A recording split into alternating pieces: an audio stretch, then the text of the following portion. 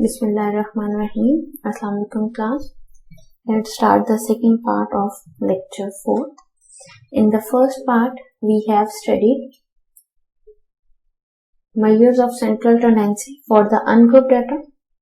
In this part, we will learn how to calculate measures of central tendency for the group data. The first measure is arithmetic mean, and the formula is x bar is equal to summation fx divided by summation f.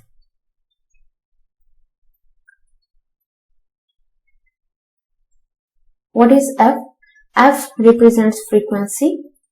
X is the midpoint or the class mark of the class interval. X bar is arithmetic mean. Summation represents the sum. So, summation f represents the sum of frequency, and sum of frequency is the total number of observations. That's why we can also write n instead of summation f. Now, summation fx. Summation fx is the sum of product of midpoints and their corresponding frequencies.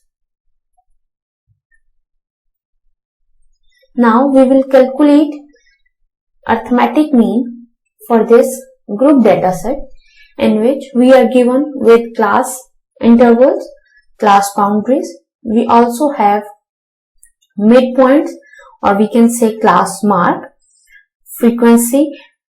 First step we have to do is create f of x.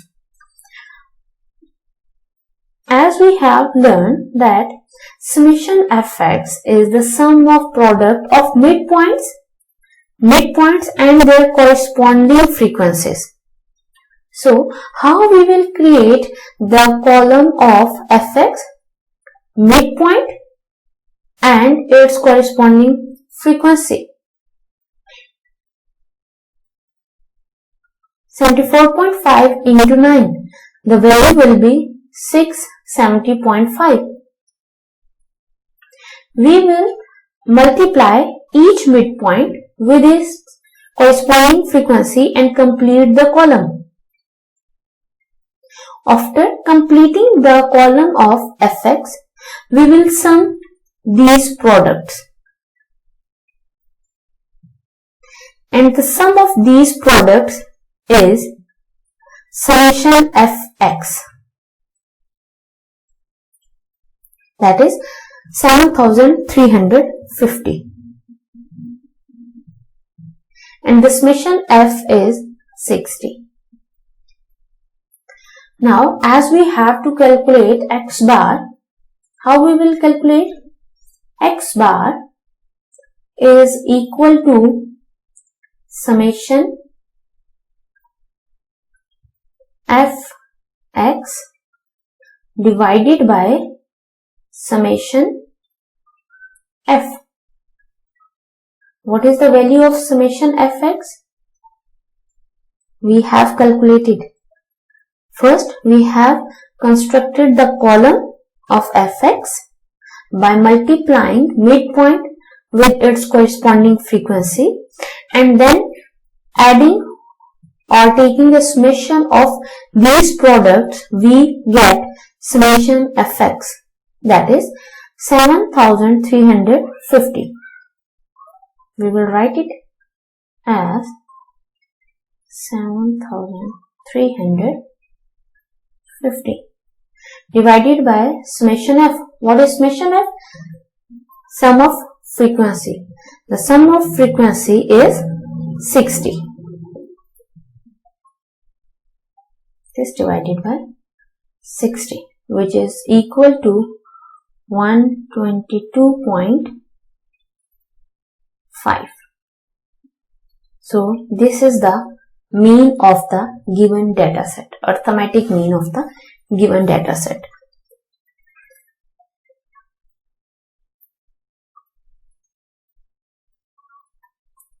The second measure is median for the group data.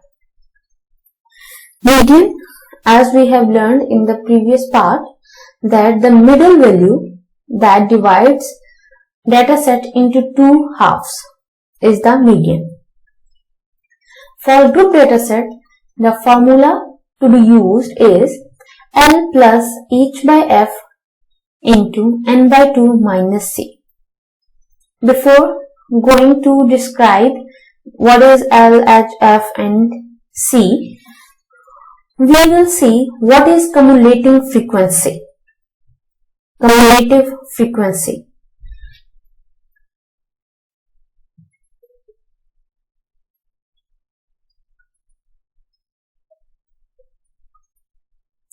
Cumulative frequency, as we can see from the name, cumulate.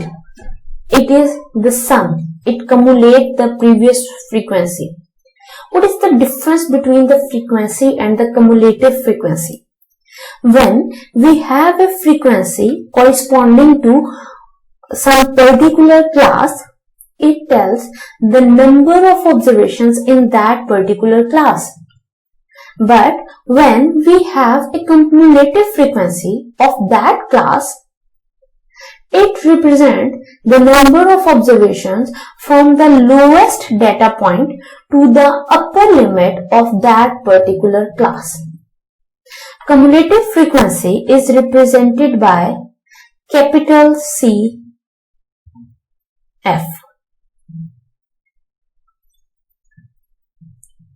Here we will see how we calculate cumulative frequency. We cumulate, we sum the previous one in the next one.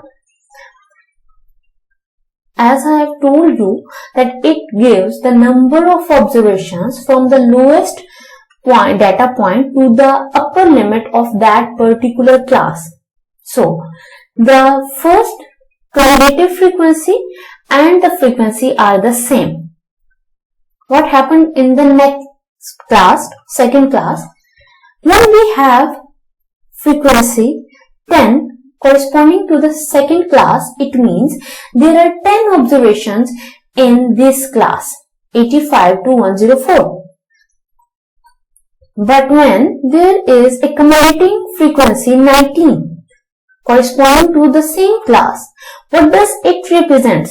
It represents the number of observations from the lowest point of the data to the upper limit of that particular class. So, there are 9 observations in first class, 65 to 84, and 10 observations from 85 to 104. So, the total observations from 65 to 104 is 19. And how we get cumulative? We add 9 into 10. How we will get cumulative frequency for the third class? We will add 17 into the sum of the previous frequencies. We will get 36. I repeat, the difference between the frequency and the cumulative frequency, जब आपके पास किसी particular class के corresponding frequency है, तो वो हमें क्या बता रही है कि there are 10 observations from 85 to 104. 85 से 104 तक हमारे पास 10 ऑब्जर्वेशंस है. जब इसी क्लास के कॉरिस्पॉन्डिंग हमारे पास कम्युलेटिव फ्रीक्वेंसी 19 है, तो ये हमें क्या बता रहा है कि आपके डेटा सेट की लोएस्ट लिमिट दैट इज 65 से 104 तक आपके पास कितनी वैल्यूज हैं? 19. ओके, सो अगर हम अपनी फोर्थ क्लास के में आए 125 टू 144, हमारे पास कम्युलेटिव फ्रीक्वेंसी है 10. अगेन ये हमें क्या बता रही है कि 125 से लेकर 144 तक 10 ऑब्जर्वेशन है, जबकि कम्युलेटिव फ्रीक्वेंसी है 46. ये हमें क्या बता रही है कि डेटा सेट की जो लोएस्ट लिमिट है 65 से लेकर 144 तक, इस पर्टिकुलर क्लास की अपर लिमिट तक जो टोटल नंबर ऑफ ऑब्जर्वेशन हैं दैट इज 46 ऑब्जर्वेशंस. ओके, और क्युमुलेटिव फ्रीक्वेंसी का कॉलम हम कैसे बनाते हैं? हम जो प्रीवियस फ्रीक्वेंसी है उसको ऐड करते जाते हैं नेक्स्ट में. फर्स्ट फ्रीक्वेंसी और कम्युलेटिंग फ्रीक्वेंसी हमारे पास सेम होती है। नेक्स्ट में हमारे पास क्या है, 9 प्लस 10 19। नेक्स्ट कैसे आएगी, previous cumulating into the present frequency, 19 plus 17 36 and so on. And the last cumulating frequency is always equal to the number of observations, total number of observations. Okay. Now we will come back to the formula of median. To calculate median, first we will find a factor that is n by 2.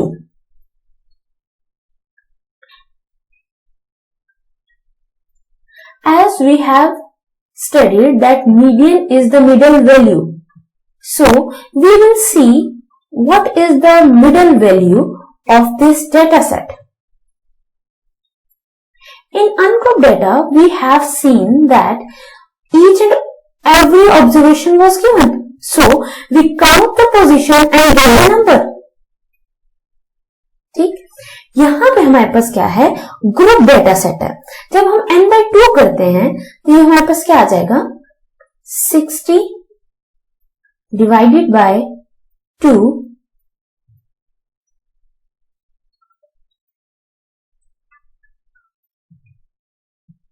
2th value, that is 30th value.